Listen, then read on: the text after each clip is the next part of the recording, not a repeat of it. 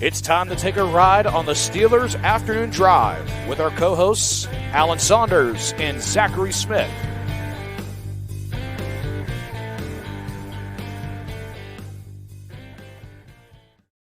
Welcome back to another episode of Steelers Afternoon Drive. I'm Zachary Smith. That is Alan Saunders. Alan, how we doing? I'm doing good. It was a very busy, but busy is generally good for a reporter, day on the south side. A lot going on. Yeah, doing good. Yeah, it's funny. You send the news in the group chat here, and I want to have it pulled up just so we hit on all these bullet points. And you actually started this text and said, in asterisks, deep inhale from the top, and then listed everything to go over on the show today. We certainly have a lot of boxes to check. A lot of boxes to check within this. So excited to do so. By the way, if you are watching, be sure to like, subscribe, hit the notification bell here on YouTube. If you're listening, be sure to leave a 5-star review, subscribe. We'll mention that at the end of the episode as well, but just want to get off that right at the top. A couple new additions, Alan, to the team, as we touched on yesterday, and Mike Williams and Preston Smith. They were at practice today, so already getting themselves integrated, which, by the way, for the jersey number people, for the aesthetic people, Mike Williams rocking 18, Preston Smith rocking 91. So, kind of checking boxes right off the bat. I think those are two excellent selections. Very good that they are wearing those. Those are two excellent selections, but Logan Lee gets bumped from 91 to 61. Oh, yeah, not great. That hurts. Yeah, that he's hurts basically now he's like a backup. He's a backup interior offensive lineman now, basically, with that number. Yeah, it's like one step above long snapper there. That's not where you want to be. It's not where you want to be at all. Nope, absolutely not. But Pittsburgh is where it sounds like Preston Smith wanted to be, at least in terms of the type of defense that they run, in the fit that he kind of sees for himself here. What did we make of Preston Smith's introduction to the team in terms of getting to talk to him for the first time and just the role that he envisions for himself here? Yeah, I was really impressed. Both of these guys talking to him today. Obviously, Preston Smith's a 10-year vet, so he was going to be polished and used to dealing with the media, but I thought it was really, my car is talking over me, and I don't know how to make it stop. Please only do so while the car is stationary. In case your phone asks for a pin. Thanks for the advice. 0, 0, 0, 0. All right, thanks. Well, that's a first. We've been doing this a while. And I always feel like something is going to happen out of my control. I guess that one was in my control. The fact that that's the first time it's happened, I mean, through this many episodes, is kind of impressive. Yeah. You never know what you're going to get on Steelers Afternoon Drive. Preston Smith, unlike me, very poised, very polished, was in control.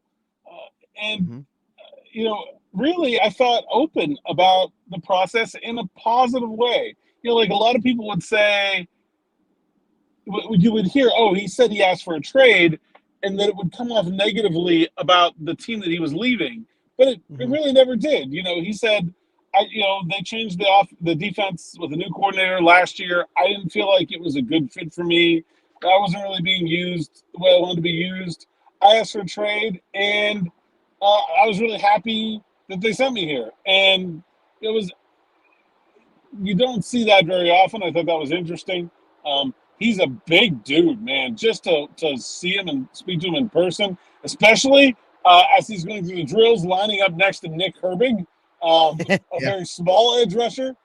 Preston Smith is a huge edge rusher, but he also was quick to point out that he has 5 career interceptions and that he is a linebacker. He is not an edge rusher. He wants to do the whole job, play the run, rush the passer, and drop into coverage.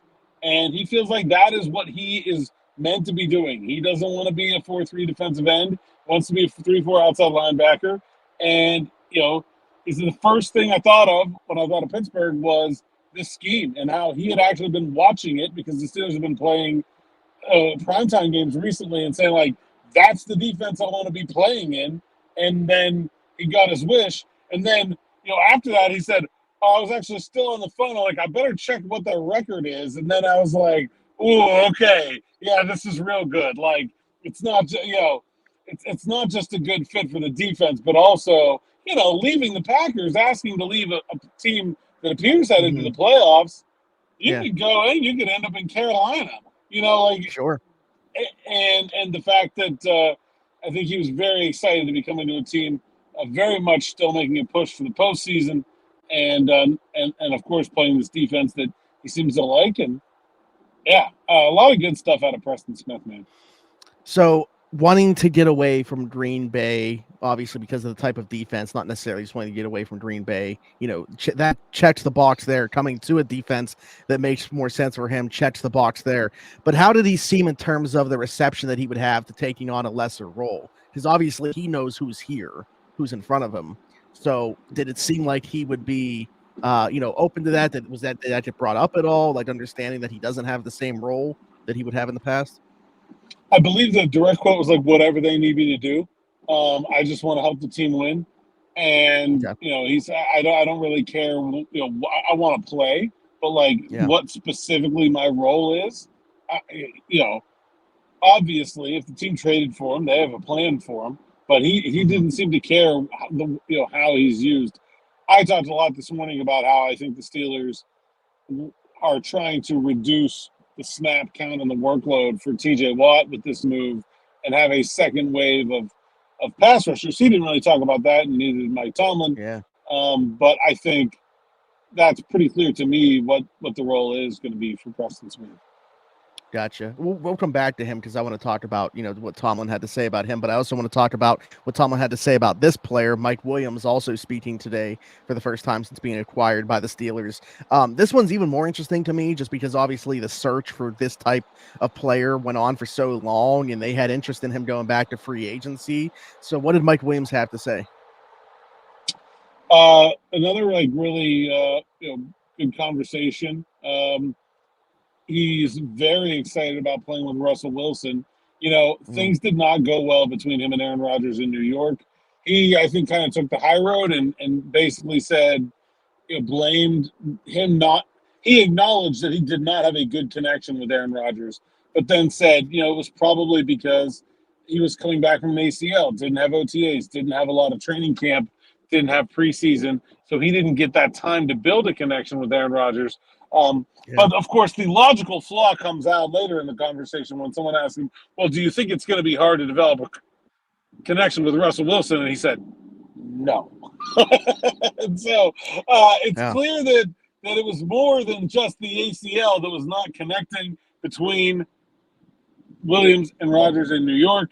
And I also just think he, went right to it that this is a good fit for what he does. I asked him about the moon ball, and his answer was, hell yeah. Like that's what I'm here to do. Like that's the whole thing, baby. Like, it was a demonstrative response. And so he was very funny talking about the Steelers fans in that game, and he obviously was very aware of what the Steelers record is and how the Steelers are doing because he just played them. But he said it was really funny hearing the Steelers fans tell him stuff like, "Don't get on the plane," like we don't want you to leave. And he said, obviously you hear things, but that was like next level, sort of like, oh my God, I'm playing for the other team, and they're like, yelling stuff at me. It's like you can turn off Twitter, you can't not hear things in the stadium, right? And so I was interested by that part of the process, and he said he's fully healthy. Said he practiced today, moved around a lot. I do think they will use him more as just an always outside guy, just because of the way you see Arthur Smith use those tight splits and bunches, and he is a good blocker. And so I do think they will occasionally try to get him, maybe not necessarily in the slot, but like not all the way outside the numbers, so that he can be a bigger weapon as a blocker in the run game too. So he said, the first things first is you just line up everywhere and you try to learn everything. He did say that because So Todd Downing was the tight ends coach for Arthur Smith in Tennessee before Arthur Smith left Tennessee to go to Atlanta, and now Todd Downing, who was just the offensive coordinator of the Jets. So he said the terminology is the same for him in this offense. So the only thing that's different is like the plays, but like he's like, wide receiver, there's only so many things I can do. Like, it's just learning the play. So he said the terminology is the same. So I think it should be a pretty quick ramp up here for Mike Williams. I mean, it seems like a guy that is going to play this week, and it wouldn't surprise me if he plays a fairly significant role. The terminology stuff being about the same is really, to me, what the separator was, because I was like, even if I assumed he was going to play on Sunday, I thought he would have a role on Sunday regardless, but I was wondering, would it just be like a case of, hey, Mike, just, run a go route, like 15 times or whatever. Which he's totally okay with. Yeah. I mean, that's right. Absolutely. You mentioned the fan stuff too. Somebody that was in my section in like the first row had a sign that said, "See you in a week, Mike," with his number on it. So yeah, people were kind of all on board with thinking that this was going to happen, but there's a period of time where you and I certainly were skeptical of it being the case. Tomlin talked obviously about both of those guys, as I had mentioned. One more thing about Mike Williams is that he said he was sleeping yesterday when he got traded. Oh, geez. Which to me is like just the perfect. Like, I want the player that I'm trading for to just be so unbothered by the trade deadline that he's taking a nap on Tuesday afternoon. Like, whatever. Meanwhile, Aaron Rodgers, the quarterback, was on Pat McAfee's show when they announced that the trade was taking place. Yeah. So he said he missed about 5 calls from his agent, and he woke up, and it was the general manager buzzing his phone when he woke up, and so he answered it, and that's how he found out about the trade. My goodness. Yeah, that is interesting. Not that it was him being traded, but Pat told us that he found out about Russell Wilson coming here because he was sleeping and his girlfriend woke him up to tell him, "Hey, Russell Wilson just signed with the Steelers." The best one of those I remember is when the Steelers traded Chase Claypool. We were all in the locker room. It was after practice. They had practiced that day. We were all in the locker room as like Schefter or whoever tweeted it out, and like. The whole team was like, "Oh my God!" Look, like that was pretty crazy. So was like, did you see Chase? Yeah. Oh wow. Yeah, he like right before the Schefter tweet, he like sort of fairly abruptly got up and left, and then seconds later, it was like, wow. Dang. Jeez. Same thing with Pat when he signed his contract extension. He walked into the shower on his phone. And I'm like, well, I know where it's happening there. This is a man who's not concerned about ruining that cell phone right now. And he's trying not to do this in front of the entire media horde and the team. Pat's got, about a $12 million a year contract. Yeah, he can afford a new phone if he ruined it in the shower.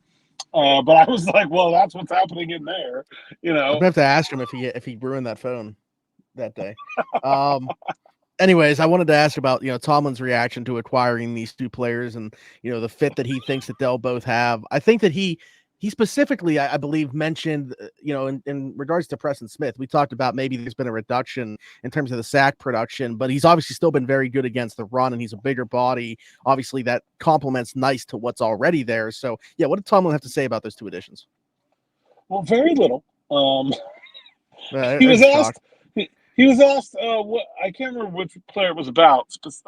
He was asked, like, what makes him a good fit? And he said, I didn't say that they were. And I'm like, well, then why did you trade for them if you don't think they're a good fit? Like, that's this good. is just typical Tomlin not wanting to deal with us and dodging questions on a Wednesday, especially. But I think he said the biggest thing I think I took away from talking to Tomlin is that these guys are seasoned, experienced professionals, and that they should be able to contribute quickly, and also that having those guys around for the stretch run is a special benefit, where you're not just adding bodies, but you're adding people who have been there and done that. and then talking about going into the playoffs. And so I do think, the especially at linebacker, he called it an arms race. I think they are trying to stack up as many bodies as they can on that defense for January. I mean, like they played the winner go home playoff game last year without TJ Watt. I think they want to put themselves in the best possible situation if they have to do that or if they have to be without somebody else. They're not taking any chances. And when the guy like Preston Smith is available for as little as a 7th-round pick, you do it. And especially when he wants to come and is willing to play, the kind of minutes that you have available to him and all that stuff. Yeah, absolutely. It's hard not to be excited about it, and I think that kind of bleeds into, the next part of this conversation with talking to other guys, Pat Freiermuth and Landon Roberts, about what this kind of feels like when you get to the trade deadline. You're already at 6-2, and then you see your team making moves to improve the roster that you currently have. And while that means less opportunities for some guys, I'm sure it also gives the team a sense like, hey, we're going for it, which has to feel really good. Yeah, I think that. I don't think these guys necessarily needed that. Like, I think they're a pretty motivated and pretty, serious group to begin with. But I do think it says something, like E-Rob said specifically, he's like, look, we're really working hard to be diligent about everything, to have every contingency covered every game, and we want to know everything about each and every one of these opponents that we're playing. And staying here late to try to get everything perfect every week is it's just really good to know that the guys upstairs are doing the same thing. They're like, everybody's on the same page and working together. And, how many NFL locker rooms are saying that about their front office? Certainly, championship level ones are, but there are a lot that are not. And I think it's a real strong sign for the culture of the organization. And, I think it says a lot about who they are and what they really like. They are serious about winning this year. That there is no question that they are anything other than serious about it. Yeah, I had that conversation with somebody else. They were like, do you think that these, 2 moves move the needle enough where all of a sudden you feel like they're a contender? And whether I feel like they are or they aren't, that's not the conversation that the organization is having. Like, they feel like they're obviously in a position to win now, so they're going to try to do so. They're a better football team now than they were right before the trade deadline before they made these 2 moves. And I think that this is a strong statement to the team as well. And it kind of goes hand in hand with what we talked about right before the trade deadline, where it was like, they need to get a receiver. They need to make a move.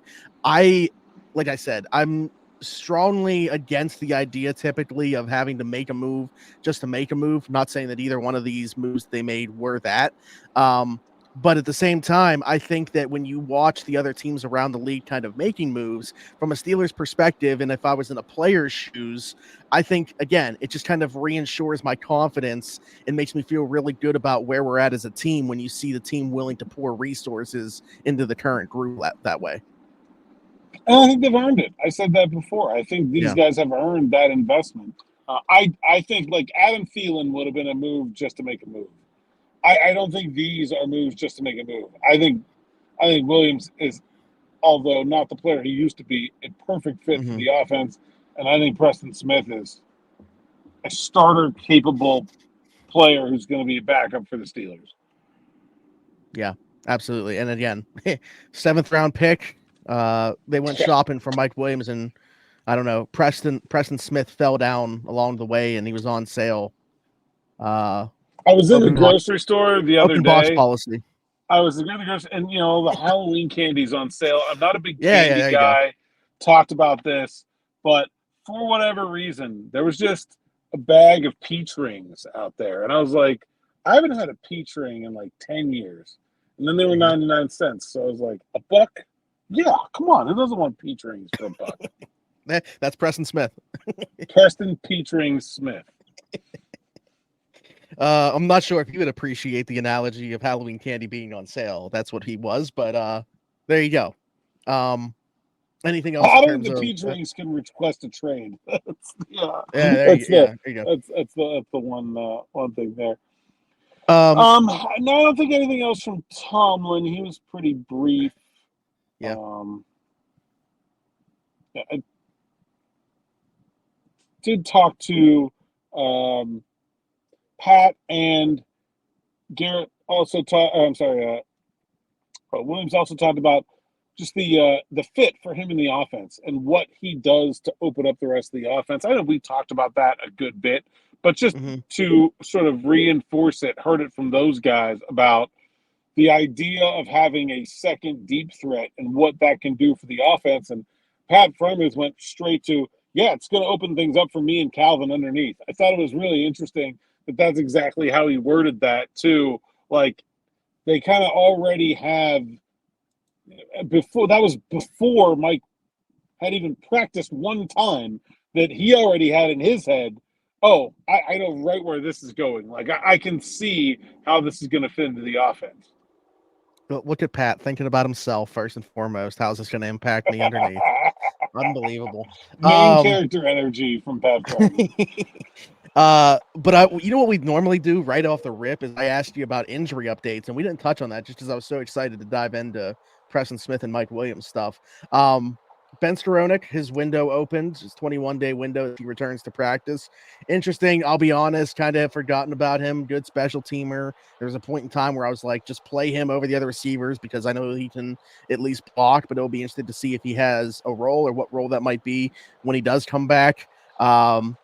Nick Herbig practicing in a limited capacity with a hamstring that he's been dealing with. And then the likes of Zach Frazier, Cordarrelle Patterson, Justin Fields, all full participants, which bodes well for their availability as well. So just kind of going along with those names there, anything to touch on with that group? I think Skowronek, is probably going to have to re-earn a role here. It would not totally surprise me if he does not come off the IR. If they decide they don't want him, I think it's kind of between him and Scotty Miller for one job at this point. They both can be a gunner. Scotty provides a little more return ability as he's the backup punt returner to Cal Austin. I think Skowronek's probably a better receiver. Certainly his size makes him a more versatile player. I'm interested to see where that goes. I don't think we're going to see Skowronek back this week just because I think they're going to want to delay that decision and see what happens. So could be the full 21 here before we get an update on him. But he looks healthy, and he looks pretty much ready to go. Full participant today. Nick Herbig, I talked about. He looks chomping at the bit, man. I think this is a guy that's going to try to play this week. Limited today. In pads, would not surprise me if he's a full participant tomorrow. Obviously, I have to see how he feels after pushing it pretty hard today, but I think he's trending toward playing this week. And man, might get to see the full Monty of Watt, Highsmith, Herbig, Smith. Also, I need to find out if Preston Smith also goes by Smitty, because that could be a source of conflict there. You can't have four guys in a room and two of them two Smitties. That's just not going to fly. And obviously, Alex Highsmith already goes by Smitty. Have you dealt with that situation before in your life? Is Smitty common enough? So what we did is they put like a sh sound in it. So I'm Smitty and he's Schmitty. Schmitty. Yeah. Okay. Yep. That's how we differentiate. But I was gonna say, I don't know, now you got my wheels churning here. If we find out, say Preston's nickname is Smitty, we got to make this happen where at some point the three of us do the Spider-Man meme. I don't know how we're gonna do it. It's gonna have to probably be post game. Pat gets me on the field again. I link up with those two guys and we recreate that picture or something, because I don't know another way around that. Or we can get them both on the podcast. We can do it here in the little box. I mean, I obviously prefer that. Yes, absolutely. But just throw it one way or another. It's going to have to happen. Hopefully on the podcast, but I'll resort to the other. There you go. Go ahead. I think I'm excited to see that group, and also this is a game you want the depth. Jayden Daniels is going to run around a lot. You got to chase them. You got to extend every play. One of the things I never really considered about fatigue in the NFL is like we all talk about like snap counts, but like not every snap is equal.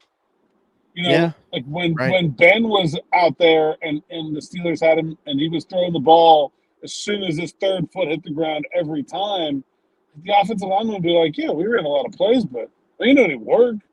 like we're barely out there. Like 8-second pocket like scramble drill was more taxing than some of their entire drives that year. And so I think what Jayden Daniels does is going to be a perfect game for the Steelers to have some depth for. Yeah. My mind went to like the inverse of that, the other side with like Aaron Rodgers, where it's just like get the ball out as quick as possible. And there's how many snaps where, it's not as much work. Obviously, he's chasing around Jayden Daniels. And you saw like in that game, Cam Benton and Cam Hayward just jumping to get their hands up. Like they weren't really trying to rush the passer because they knew they weren't getting there. Doing jumping jacks instead. We normally take a question or try to get to a question. This one actually comes from Twitter, though, not the YouTube comments, Alan. Ben with a really good question. One more. Terrell Edmonds mispracticed with an illness. Oh, yeah. I didn't have that on here. Yep. I did see Rel's truck in the parking lot, so he's not dead, which I'm sure they would have listed. So, it doesn't seem like it's anything major, but DNP today for Terrell Edmonds. Yeah, I didn't even have that on here. I kind of forgot about it, but that's hopefully we get him back in the near future. Ben said elite rosters get consistent contributions from their depth pieces, rookies, trade acquisitions, whether it's on special teams, limited reps, etc. Can y'all highlight some of those players on our roster? Starting to believe that this roster is elite, or at least the depth is. What do you think about this question? I think the Steelers have a really good roster that doesn't have a lot of holes, but I'm not sure the depth is overwhelming. But I want your take first here. See, I was going to say, I mean, at least on the offensive side of the ball, to me, I don't think that they have like a ton of upper echelon talent. But I do think that they are a well-rounded group. Obviously, on the defense, you have some guys that are upper echelon talent. It's not at every spot, but it's, if you look around the league, you're not going to have every spot. Like the Steelers have guys at every single level on the defense. I wouldn't say the same about the offense. I feel good about the depth, I guess, on both sides for the most part. Maybe not every single group. I mean, we were harping on the wide receiver position for so long for a reason. I think the addition of Mike Williams kind of eases that a bit, especially depending on health, obviously. If we'll see, they're still saying like Roman Wilson can be part of the plans this year. I don't know that I necessarily believe it, but we'll see when he comes back. Obviously, really like the tight end group. No matter the hits the offensive line have taken, they've kind of just kept chugging along. Obviously, we feel good about the quarterback situation, the running backs that they have. Defense, I mean, okay, I guess nose tackle, which we talked about with Monty Adams going down. That's a spot where I like Fehoko, but he's been on the practice squad. Yeah, I mean, I guess I can get on board with them having I believe that they have good depth for the most part, and they're a really well-rounded roster. I don't know that they have the upper echelon talent on the offensive side. Yeah, I think I agree with that. I also don't think like a lot of their depth is doing much for them right now. Like Justin Fields, extremely good backup quarterback, but not playing. Yeah. Right. And so like Troy Fautanu, a god tier backup tackle, but out for the year. And so like lots of things like that are keeping guys I think like could be usable depth from being it. I do think they have some like Jaylen Warren is not a running back too. He's too good for that. Like I think he fits that mold on offense. I don't know how many other guys I think are like what I'm talking about with Preston Smith, where it's like this guy is a starter, but for the Steelers, he's a backup. I just don't know how many of those guys they have on offense. I think Jaylen Warren is probably the only one, and Justin Fields. But that doesn't do them any good unless Russell Wilson gets hurt or they start using Fields in some other way.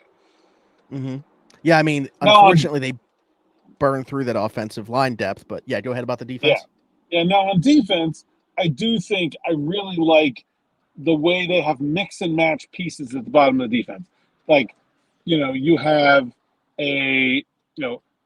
every down linebacker in Patrick Queen, and then you have a starting run defending linebacker in Landon Roberts, and a starter capable pass defending linebacker in Peyton Wilson, and you have a small nickel in Beanie Bishop and a big nickel in Cam Sutton, and a do it all strong safety and Terrell. They have a lot of really useful depth pieces on this defense. Monty Adams, when he's healthy, is really useful depth defensive lineman. Dean Lowry, Isaiah Loudermilk. I do think on defense they have that, and I think because so much of special teams comes from the defense, they have really good. This is a real their special teamers are maybe as good as I can remember, and it's made to me the thing that stands out in this regard is that the competition for the last couple roster spots involves a lot higher caliber player than usual. The fact that Dylan Cook and Rodney Williams got put on waivers in the last week, that those are NFL players. That's how you know you have real good depth at the bottom, is that you're cutting guys that you're probably not going to clear. I mean, Cook did. But when I saw both of those guys, I thought, probably not. And so I think that's one of those things where that's a real sign of having a good bottom of the roster. I think to me where the fallout of this all comes from, and to me what really drives the point of this question home and why I'm on board with it, is the special team side, because you have quality players that carve out roles for themselves just on the special team side. Obviously you have the aces like a Miles Killebrew or Tyler Medikevich, who's working his way back from injury, but that's what he's made his career from, is the special team side of things. But when you have a first round pick like Terrell Edmonds buying in and doing what he's done on special teams, when you have guys like James Pierre, when you have guys we've talked about Rodney Williams, unfortunately he just was waived, but guys like that. Calvin Austin has obviously contributed on special teams in a big way, and he's also now contributing on offense. So I think that that's really where the fallout of the depth has kind of come to the surface, is because it improves the special teams when your backup players are the level that the Steelers are. Yeah, I think so too. So that's where I'm at with it. I'm curious to see what the other opinions of people are that watch or listen to the show. So of course, hit us in the comments. And Alan, until tomorrow, tell the people they can find you. At @Saunders_PGH on X, Instagram, and TikTok. PGH Steelers Now is the site's account. SteelersNow.com. Go there, read the word so I can get paid. Use promo code Allen10 to get 10% off an annual subscription. It works out to $4 a month. It is the best $4 a month you can spend, I promise.